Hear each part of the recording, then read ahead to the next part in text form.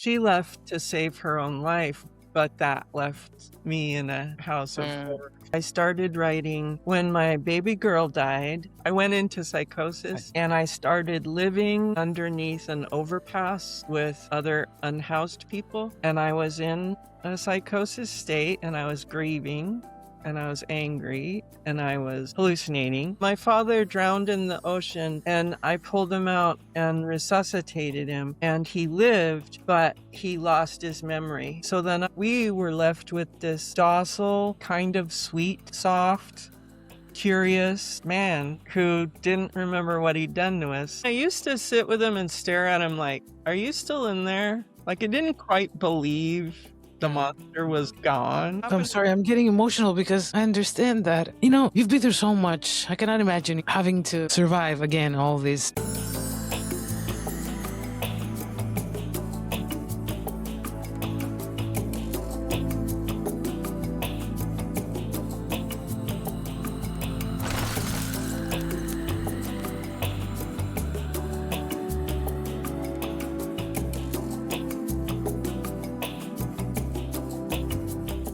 Hello and welcome to Ego is Here. Today I'm joined by Lidia Yuknavitch, best-selling author whose life has been shaped by trauma, addiction, grief, resilience, and reinvention.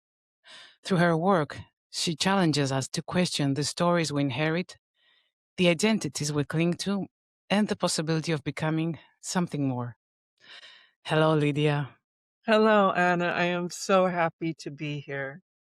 Oh, you can't believe how happy I am. I was so waiting for this conversation. I have so many things to ask you, but my first question is, as a child, did you realize that your family was different from other families, or did that understanding come later? That's such a great question for so many of us because when you're a kid, you sort of think things are this way for everyone. You think that's normal. But because I was on a swim team as a child, Hmm. I noticed that other people's home lives weren't like mine. Or I'd have a sleepover at somewhere and I'd see, "Oh, this is very different." So I had examples around me Hmm. of other places and other people. So I was pretty young when I understood this is not right. And I also had the example of watching an older sister and what was happening to her, and I felt things very young. And my brain was overactive very young, so I was interpreting her situation very young. So in some ways I did know, but I didn't have the language for it yet. Hmm. Does that make sense? Yes, it makes perfect sense. But for someone who, has never lived in an abusive home, can you help us understand what daily life was actually like for you? Yes, I mean, some people will find this familiar. It's like holding your breath and clenching your body Um, and waiting for the next explosion. And watching for the danger signals because you can always see them about 5 steps ahead of whatever mhm, happens, and then, tensing up and bracing for it. And then it always happens, and then there's the aftermath, which is trying to figure out how to re-regulate or how to, become a person again until the next time. So you're just living in this state of hypervigilance, mhm. shock, and a series of, moments where you have to put yourself back together just to survive, and it's survival mode. I mean, so many people can identify with that for lots of different reasons. Yes, yes, yes. But did you have any support, like from other members of your family? Were you able to speak to anyone? No, no, I mean, my sister left home when I was 8, and that was the person who Yeah. I had looked to as the one beautiful, steady thing. So, but there were no teachers. There was one swim coach who kinda noticed I was different. And he didn't know what was going on, but he paid some close attention to me, which probably helped. But sometimes I'm amazed that people don't notice. Like, as an adult, when I see a child or a teenager acting Mhm. out or acting odd or misfitted, I instantly have an Yes, awareness, yes, you know? yes. So I Yes, w I understand what you mean. Yes, yeah, yes. so I often wonder, like, "This was really obvious. How come no one noticed?" And how older was your sister? 8 years older. 8 years older. So, I mean, she left to save her own life when she was about 19, but that left me in a house of Mm. horror. Um, Tell me about your mother, Lydia. my mother, like so many people, wa carried a complexity, which was that she was very loving and very sweet and filled with, life and laughter and energy. But she was also profoundly disabled, and she was an alcoholic, and she didn't get her children out of that house. Mm. And it's when I look back, I think, intergenerationally, some of our mothers got as far as they could get. Yes, yes, And so yes. I understand that now. But so she was carrying both beauty and joy and laughter and pain and depression and darkness and addiction, and that's pretty human. Mm. Yes, it is. It is. So, was there like a moment in your childhood when you learned, that it was safer to become someone else than to be fully yourself? Oh, that's a great question. That's a big one, isn't it? That is big. Yes. So, there's one moment I've written about that I call we all have these. We have these symbolic scenes in our life where after the scene, everything changed. And we all have them. But one of them for me was my mother and me and my sister and my father were in our kitchen, Mhm. and my mother and I were near a wall, and my father threw a coffee cup at the wall and missed my mother's head by like a fraction. And the coffee cup left a hole in the wall. And my sister was at the sink doing dishes, and, like, I saw our family dynamic perfectly distilled. My father's violence, my Mhm. mother being the victim of that, my sister dissociating, washing dishes, and me standing there. I was already an athlete by then, me Mhm. standing there like, "You have a choice. You can be victimized by this, or you can create this badass little fighter who fights her way out of the house." And Yes. I almost remember deciding that. I mean, maybe it's not true, but it was a big moment. It was a "nobody's gonna save you" moment. You knew that. Yeah, I did. You felt I that. Mm. I felt it, and I had muscles, Mhm. and they were very important to me. Yes. Um, Yes. so I was, like, tapping into a masculinity or a boyness, like, "You're going to have to get yourself out." And so I became part of me anyway, became Mhm. the tough boy, and the scared, vulnerable girl I sort of pushed down for a long while. So you often describe yourself as a misfit, huh? Yes. So before you had that word, what did being different feel like? Because as I told you before we started recording, that word misfit, you know, I feel so related to that word because that's how I always felt, like a misfit for Yeah. many reasons. Yeah. Um, but tell me, before you were able, to name that feeling, um, what did being different feel like? Yeah, now we have a lot of language around neurodivergence and, Hmm. you know, different ways of being that wasn't quite available then. But what I noticed even as a child was that I didn't feel things other people seemed to be feeling in the same way they seemed to be feeling them. I Like what, Lydia? like when everybody really loved something, or was excited by something, I felt nothing. Hmm. And the things that I really loved or that I was as excited about, everybody else thought was weird. So I started being quiet about Hmm. the things that Hmm. were special for me, and I started mimicking everybody else when they felt things, Just to fit in, huh? if it trying like, oh, study their behavior Hmm. and then act like them. Yes, yes. Um, and so it was pretty early age I started doing that. But then you carry a sadness Hmm.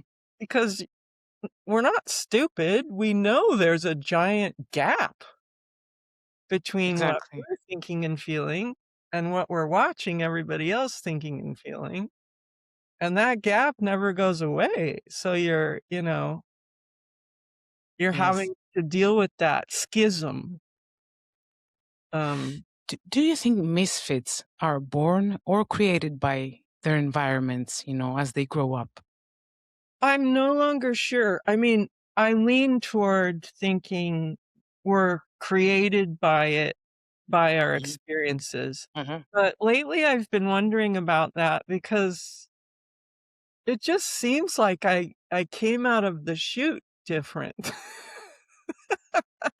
It seems like Yes. I arrived. Hmm. For example, I was born cesarean section, and when they pulled me out, my eyes were open, which sometimes happens, not often, but sometimes. So, like, from the baby stage, Hmm. um so I've been thinking about that question a lot lately. Maybe we are born this way, I don't know anymore, because 'cause I've certainly met other people who felt it very young, Yes. like, Yes. I am not like these other ones. What do I do about it? Tell me about shame. It's complex for us, isn't it? It's Hmm. complex for everyone, so there's that. Shame is not a lot of fun, It's um, not. but if your difficulty is navigating the world and your safety is your internal imaginational life, shame gets, complex and sometimes stuck, uh, easily. Hmm. Because you're that gap between public world and private safety is so radical that shame lodges in your body, and in other people, it may lodge in their behaviors or their Hmm. actions, but for some of us, we end up carrying it in our bodies, and so I carried it in my body. I've written about this. I carried it in my throat for a long time.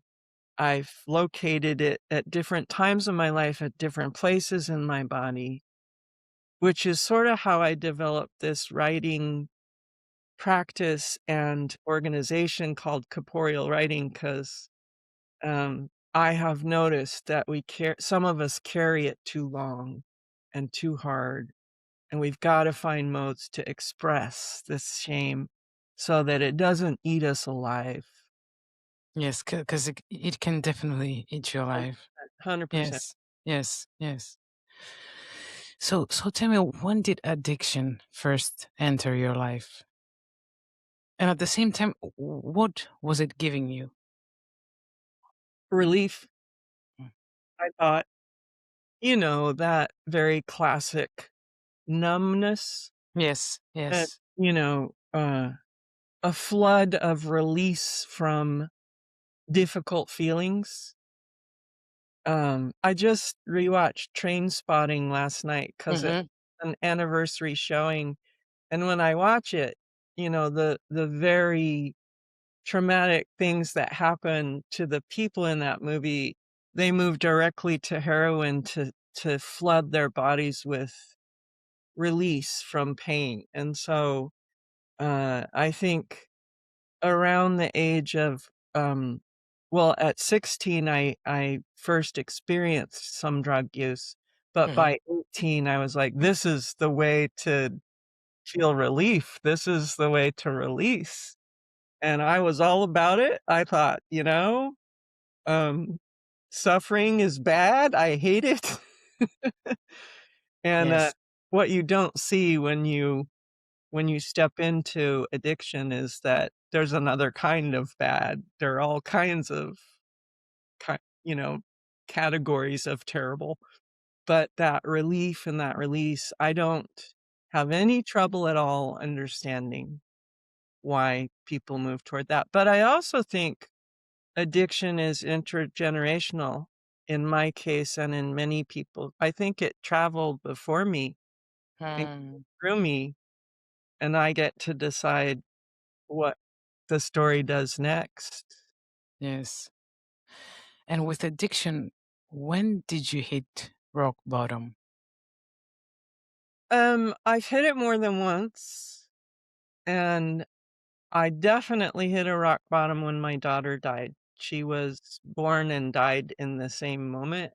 She was stillborn, and that was one. That was a true abyss for me. Mm-hmm. And many, many women experience stillbirths and pull up. I did Yes. not pull up. Um, um, so, I call it a Persephone journey. I went to Hades and I decided to, come back. And when you're down at the bottom, you get the choice. Do you Yes. want to Yes. stay there or do you want to come back? And what I have learned in my life is if you choose to ascend and come back, you should look around while you're down there and find something to bring back with you for others. Wow. Like that's the task. The task isn't just saving yourself.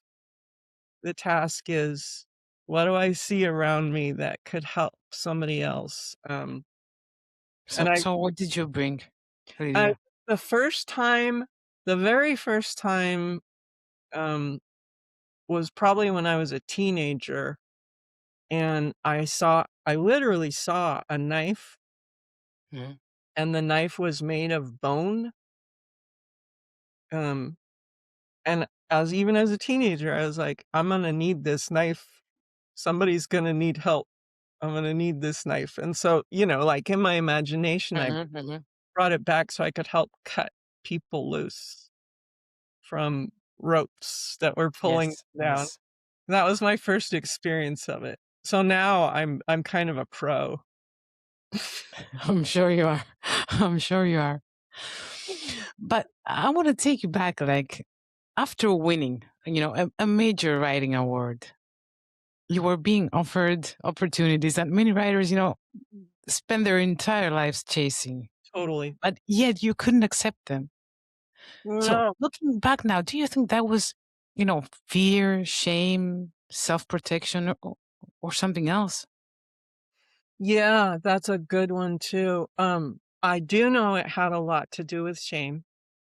Like, I did not believe I deserved any of that, and so shame was in my way, and it was in my throat. I could feel it. It was like a rock lodged in my throat.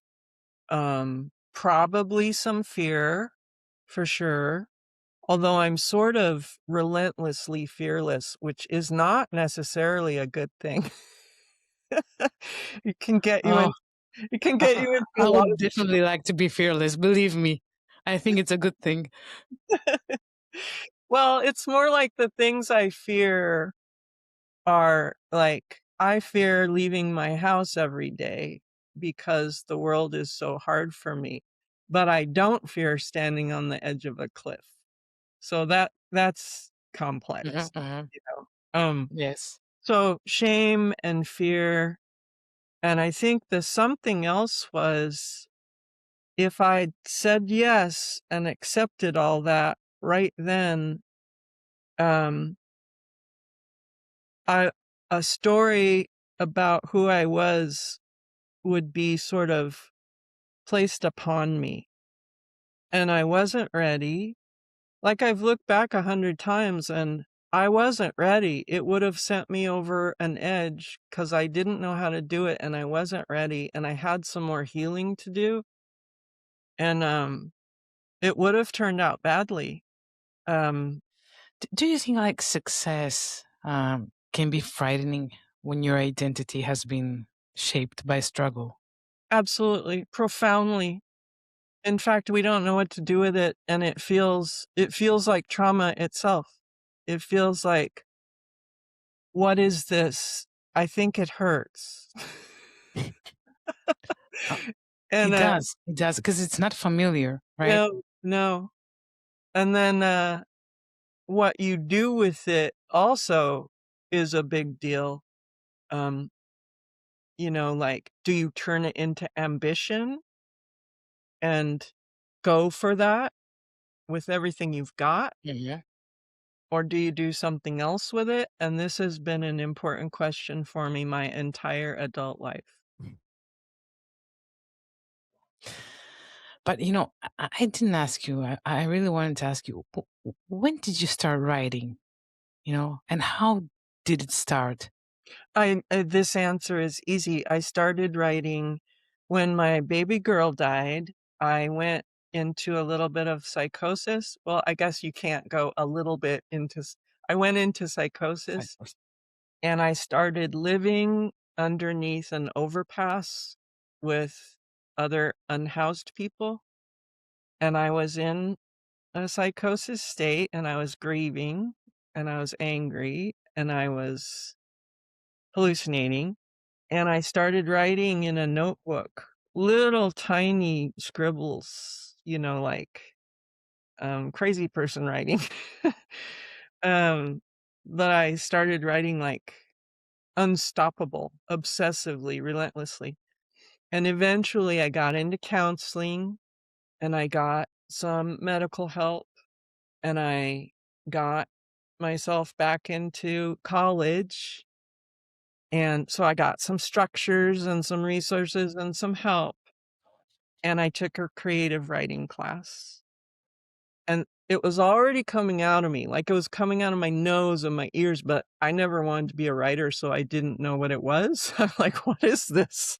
This stuff is coming out of me. Ah, I'm leaking. My insides are coming out." And I took a creative writing class when I was 25 years old, and the shape of stories helped me organize the trauma of my life.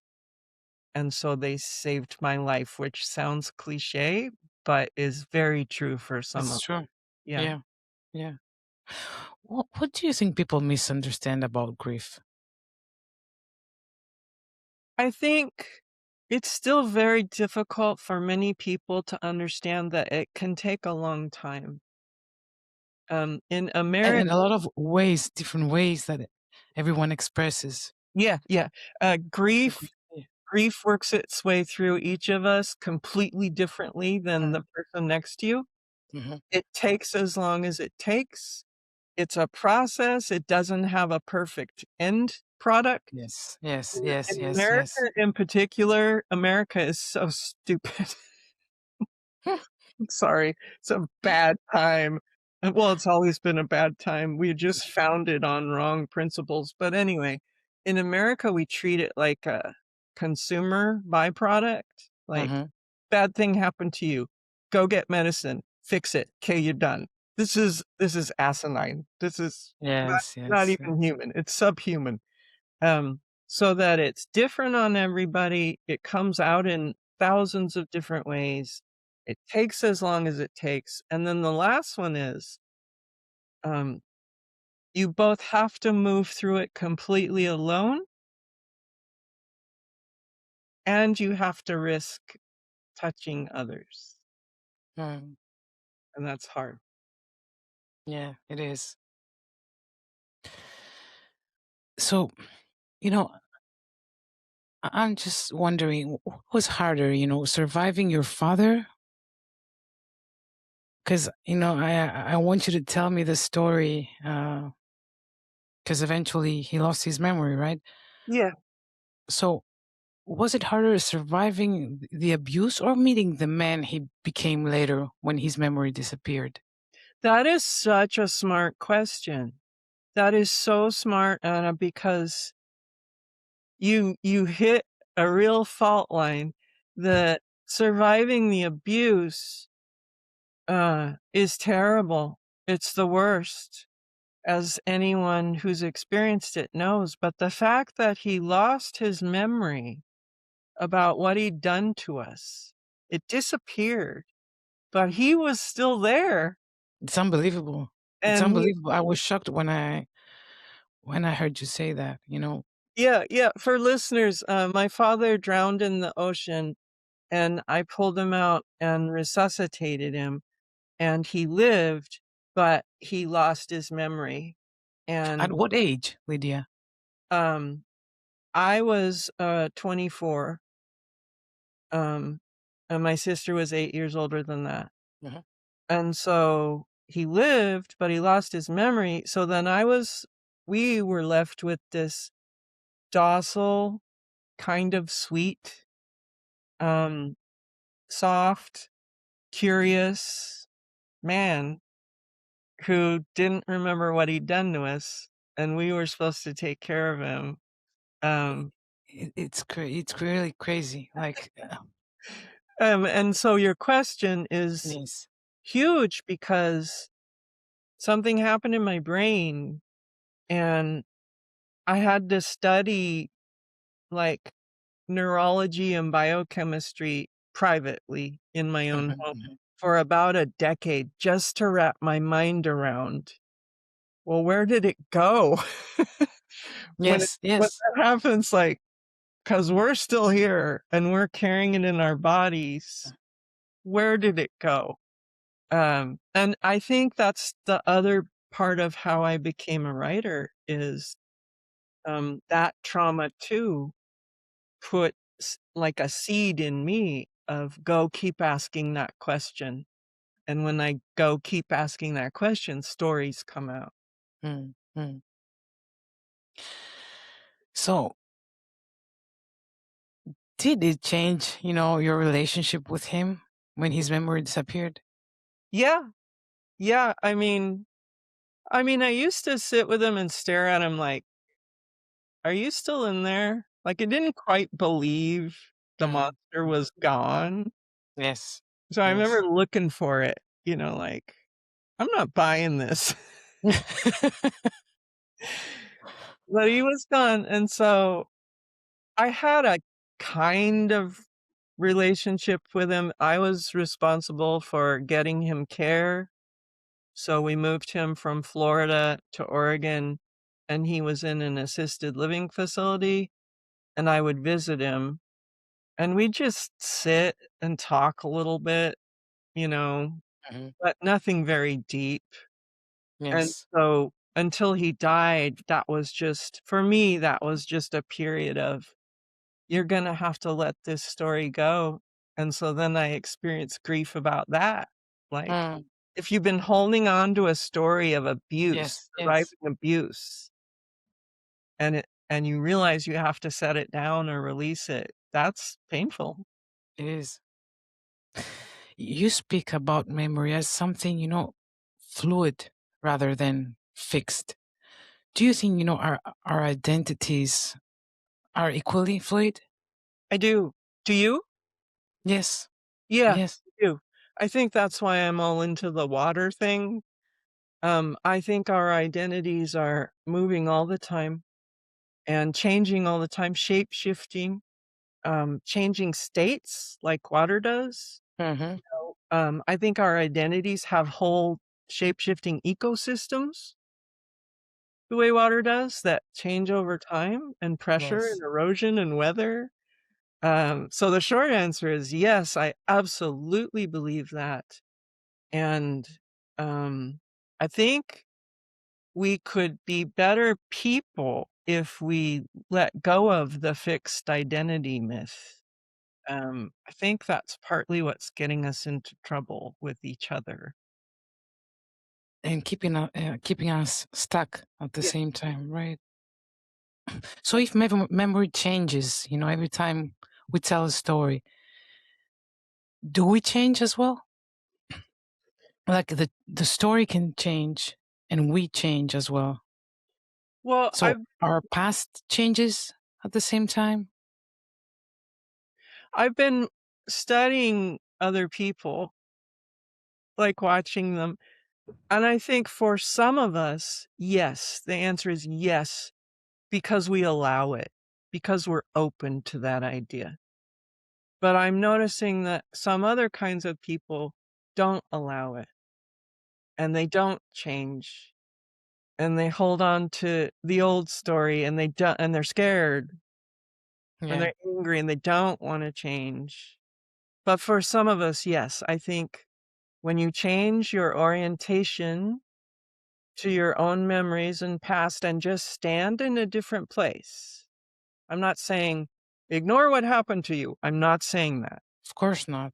But if you stand in relationship differently, like you're walking in a circle around it, Hmm. and you begin to notice the story shape shifting a little bit, yes, I think it changes you forever in the best way possible. Mm. Is there a story about yourself, that you no longer believe, that you used to believe? Yeah, there are several. There's one I wrote about that's easy to understand, which is I went on a long hiking trip with Hmm. a friend of mine in the Sawtooth Mountains, and she is a very proficient hiker, and I'm a failure as a hiker. I'm terrible. And, we went on this 5-day grueling hike, at the end of which my feet were bloody, like, I'm the world's worst hiker, and she's just amazing. She's an Amazon. I wrote about her. Um, but I've carried this story in my head that I failed my friend on this hike, that I'm a failure at this, you know, sort of Northwest powerful, strong woman story. Mm. Um, just all kinda sadness inside that story. So I wrote about it, and I changed where I was standing, and I just wrote about how much I loved this friend, and I wrote about how beautiful everything was and every animal I saw, instead of writing about how I'm a loser and I failed something. I wrote about the beauty of it all, and I sent it to her. This is, like, a year ago. I sent it Hmm. to her, and she read it, and she's like, "Oh my god, in my life, you were the heroic one. You were the strong one. You were the one who suffered things and didn't complain." Like, I was like, "What?" Um, Yes. and that isn't the most important story that I've changed my orientation to, but it's an easy one to describe that other Hmm. people Hmm. understand. Hmm. But the bigger, more difficult ones are around grief and trauma and, um, me walking around thinking it's my fault my baby died. There's a hardcore one. Yes. Or me walking around thinking it's my fault that I didn't save my sister and my mother from my father. I was the kid. I was the Exactly. youngest one. Exactly. So those bigger stories are more complex, but yes, I've changed my relationship to myself, which is what you're really asking. Um, What patterns from your family um, were you most, determined not to carry forward? well, I'm still Except from the abuse and, yeah, yeah. I'm still working on it, so I wanna say that first. Like, it's hard, and it's really hard. I know, it's hard. I agree, it's hard. But do you think we inherit emotional patterns? Of course I do. We Yes. do. Yeah. Mm. Um, I mean, I don't know if that's the right word, but I think it moves through generations, and we each get a chance to see it differently. I believe something like that. And To so, carry it yeah, differently, right? very Yeah, different. yeah, Exactly, yes, exactly. yes, yes. And so my mother passed on to me some things about being a martyr and some things about pain and, the drama of the wounded woman Mhm, that I have had to work on. Um, a big one for me is that I have a Jesus complex. I think I have to save the whole orphanage, and that's, um first of all, it's not possible, yeah, and second of all, it has some complex ego things in it that you think you could do that, has some ego stuff in it. yes, So yes. I continue to try to unlearn that and make new neural pathways, but those are 2 big ones. And I was raised Catholic, so the martyr and the savior and Catholicism did a Mhm. real number But, on you know, how do people actually break patterns that have existed, for generations, like, as Yeah, you said? um, I don't know the perfect answer. I know things that have helped me Mhm, are a lot of therapy, but not just therapy. Um, Making art so that I'm externalizing what is chaotic yes, internally, yes. Mm, giving it form and shape. mhm, Um, I don't know why swimming helps, but getting in water helps. Um, I instantly, especially the ocean, I mhm. instantly feel I'm part of something larger than myself, so that helps. And then, like, this can happen when I'm writing or painting or meditating or walking or in therapy. This idea we're talking about where you just change where you're standing in relation to the patterns and see if you Mhm, can see them differently. Like if you were high above them like a bird, they look different. Or if you were underground like a worm, they look different. And if you can just stay with that, and let that expand, you can see you have other choices. Um, so I do you think, yes, but do you think healing, is about becoming someone new, or remembering who you were? yes, Yes, both. both. Yeah, I think it's about shape shifting for sure. Or, um, wings appearing where there were no wings. I think it's about shape shifting, but I also think it's small acts of reclamation, like gathering what's been lost. That isn't Mm. it isn't lost. You just put it somewhere to keep it safe, and now you can bring it, you know, hold it in your center instead of repressing it where you were hiding it, trying to keep it safe. I like the fact, that you describe failure as a portal. Yeah. So I'm wondering which failure, changed your life the most? Because I'm I have many. just gonna say there's no like, my whole life is a series of blunders. Like, every day I encounter yet another failure. I don't I've noticed I don't learn that much from, success. I learn more from failure, and so embracing failure But I has think everyone, right? Has helped. that applies to everyone. Yeah, yeah. So that's helped me see, we needn't, go straight to shame. We don't have to carry it as a badness or a negative. We could be living failure as, "Oh my god, it's another chance. Look what just opened up.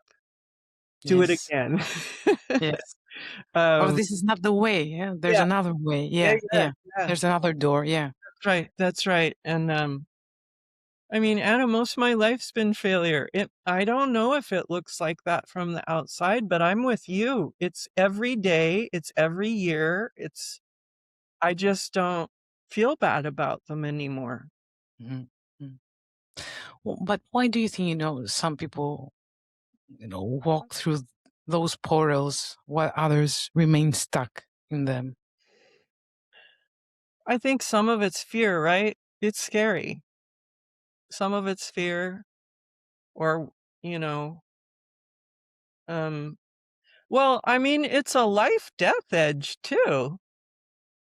Like, I mean, Lydia, it's hard to imagine that someone, that has gone through so much abuse and, addiction, grief, and was able to express, all this pain through writing and become a best-selling author, um, a- and be able to share this pain and transform it into, motivation for others, um, and others stay stuck and have no way out. You know that really, sometimes I really wonder: are some people made of out of something else? oh yeah, yeah, yeah. Yeah, I mean, I've lost maybe you too. I've lost a lot of good people who didn't make it. And I don't see things in terms of strength and weakness or at all. In fact, I think some of it's accidental who goes down and who You doesn't. do. A little Mm. bit like um I don't think we're in as much control of that as we pretend we are. And for the Oh, people, please! I want you to tell me about that. yeah, I mean, the people who were close to me that we've lost, they didn't deserve it. They weren't weaker. There was nothing more wrong with them than anyone else. Hmm. It's not, it's a very human and ego-centered and controlling idea that some of us have fortitude and others do not. That is not Hmm. a binary, that's some bullshit. Um, Sometimes I think it's a little bit an accident of the stars, and so what helps me a little bit is that we're all headed deathward. It's the human condition. Hmm. Hmm. And so the people that I've been close to who have died, I think they enter something larger that's probably helping people more than me writing books is helping people. I think that their energy or life force or whatever you want to call it um, enters an ecosystem. Hmm. And it's not about who's strong and weak, and it's not about who's right or wrong. It's they're entering the ecosystem how they entered it, and I'm writing stories till I keel over. That that's fine. Like, that's okay, because I'm writing stories in a little stream to connect up with other streams of other writers who were doing it before I was born and who will do it after I die to serve the bigger ocean, which is all of storytelling. So it's not about any individual. Hmm. It's about how do you plug into the ecosystem in a way that is useful and doesn't hurt people. Like, that's a better question for me. Yes, Yeah. yes, yes. So if someone, listening today feels trapped inside a story they've carried for decades, uh, what would you tell them? Like, how can anyone, from where to start healing? I would, again, I don't know the perfect answer, but I would remind the person that there are probably resources around them for certain kinds of concrete help. Like, there may be medicine, there may be therapists, there may be Mm-hmm, doctors, there may be friends. I'd remind them of that. But I think what's more in my heart is find some forms of expression, whether that's singing or painting or dancing or writing or cooking or gardening or walking, anything that is an expressive form to help you get the inside, that trapped energy. that trapped energy, to find some shapes on the outside. You don't even have to be good at it. That's not the point. You Mm, just have to mm, find some forms out in the world. And then I think, anything that moves toward, um, meditation, it doesn't have to be meditation, but anything that moves toward finding a rhythm and a ritual, like walking, like just walking a long time outside, mhm, um, or rolling. Uh, I walk with a friend who is in a wheelchair for life, and she rolls and I walk. But we mhm. do it a long time so that it makes a rhythm and a ritual. It helps you as a human, recalibrate, um, into earth rhythms and tree Mm. rhythms and, animal and creature rhythms. And I know swimming obviously is that for me. Like, swimming will do it in 5 seconds. It will, huh? Yeah, yeah, yeah. Or even if I go stand in the shower right now, 5 seconds. I'm recalibrated. So whatever, water is that for me. But I'm mentioning it to you because it's a simple thing that our culture steers us away from. Like, "No, no, no, you should buy this, or you should believe this Mhm, expert, mhm, or you should go to this doctor," or whatever. Um, when these kinds of wisdoms we know from the oldest cultures and the oldest humans' existence on Earth, to put yourself back in relationship to the natural world and creatures and weather and the feeling of your feet moving or your yes. body moving with the world instead of against it. Mm, yeah, yes. That feeling, oh, something else. Yeah, yeah.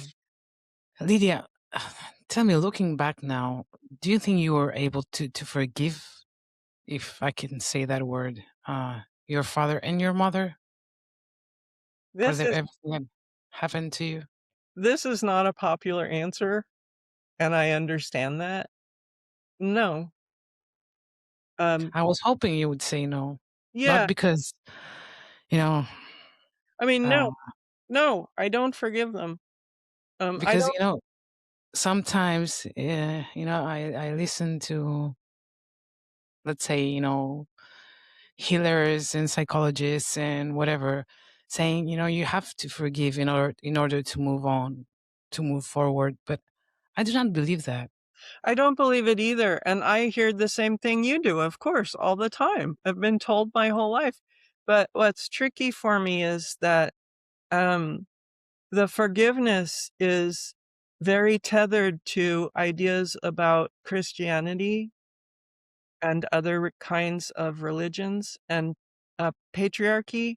Hmm. That form of forgiveness I'm suspicious of, um, and so I don't even think it's necessary. Um, and I think if you've read some of my work, that what is more important to me is, can I admit that these people had their own stories Mm, and that they got as far as they could? As they could, yes. And I Mm, can. That I can do. It's not my job to forgive mm, them. It's not even part of my life travels. I don't need that. I think that's a hoax that's perpetrated upon us to get us to behave a certain way. mhm, mhm. And what about your sister, Lydia? We are very close. She lives not far from me. I Mhm, expect, so I'm 63, which means, or I'm about to be 63, which means she's 70, 71. mhm. And we are having conversations about her getting to end of life before me, which no one knows, that may or may not happen. Um, but Of we're course. talking about how to, stay in relation and help each other. And we just talked 2 days ago about how proud of ourselves we are, that we survived it all, Yeah. that we are very close and love each other, and that we both chose lives that involve helping other people. Um, we were feeling kind of proud of ourselves that we're still here. And that's the best you can do, feeling proud about who you are, because, you know, surviving everything you were able to survive. I mean, I think only a few people can manage to, go through so much abuse and still be here the way you are. I hear that, and I hear, like, I'm convinced the fact that I'm still here means it's partly my job. If I'm able to go to the bottom of the ocean more than once, which apparently I am, Mm. I mean, I'll tell you this, Anna, I just went through the world's worst divorce, and I'm just emerging. It's yet an we don't have to talk about it, it's fine. But No, I we can just talk whatever about whatever you want. I just made another trip to Hades for sure, um, and I didn't wanna come back, but when I decided I did wanna come back, I looked around again, just like we talked about before, and I saw some things I could bring back that could help other people. Can Um, you share some of this? Because yeah, I uh, don't want you to go into detail, and I don't want to know anything personal you don't want to share. But, you know, the proof is that you can change your life whenever, you feel ready and at whatever age. oh, yes. And that's very, you know, that's very encouraging because Well, people, tend to feel stuck they just do. because they're 30, then because they're 40, then because they're 50. Yeah, no, I hear you. Well, then I'll say out loud, because it could help, like, one person, that I have made another journey to the underworld. A very terrible thing happened at the end of a 25-year marriage. Um, I had to, um, leave my home on the coast, and my son had to leave with me, and, um, it was traumatic what happened. My family, dissolved. I lost my home. My husband is making a new life for himself. Um, my quote unquote career has sort of gone into dissolution. I'm financially at ground zero. This might help someone, so I'm just telling you. At 63. So, but like I said, it's been about a 2-year grief, rage, uh, self-destruction journey, and I was down there again, and I didn't wanna come back this time. I thought, "Enough. Fucking enough. Yes, yes, yes. It's too much. I can't do it." And, I've spent most of my life trying to help other people, and what Oh, happened What I'm happened? sorry, I'm getting emotional because, Please be emotional you with me. know, Be emotional. yes, because, I understand that, you know, you've been through so much. I cannot imagine, having to, you know, survive again all this. Yeah, it was like, Uh, what? Really? yes. It's like, I'm sorry. Like, why? I mean, No, I can't. No, doesn't it ever stop? I can't. Yeah, I felt that. I felt all those things, like so many people. And all these years I've spent trying to help other people, you know what happened? They showed up. Now I'm gonna start crying. Thank God. Thank God. Yeah. Okay. They sh Now, they showed up, and my sister showed up. My mm, son showed up. My son is mm, 25, he showed up. Um, so I was not alone, uh, and that's new.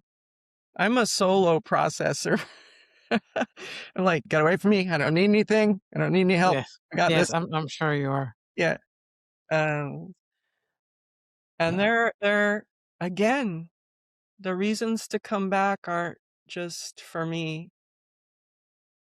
um, but I found some stuff down there again, um, and we live in very, profoundly disturbing times, and I understand there's work to do, and I have a skill set that could help. Mm, People who have been traumatized are yes. very useful right now. More than ever, I would We say. have a More skill. than ever. The rest of the world kinda needs us. Yes. Yes. Yes. So I had that illumination that I don't care if I have to shovel shit or carry water, but I could be useful. You know, you have inspired so many people, and I'm sure you know that. And I want to ask you, like, when they come and tell you how much you have changed their life, um, how does that make you feel? I Are you able to take that in? it's difficult, um, but here's how far I can get. I can feel like a warm glow in Mm-hmm. my upper body, like I can feel warmth. And then what usually comes out of my mouth is, "I believe we take turns." And if I say that, I can feel a loop between us. Mm. Uh, and that's the best I can do. So I don't know what to say, Lydia. You're a transpiration to many people, and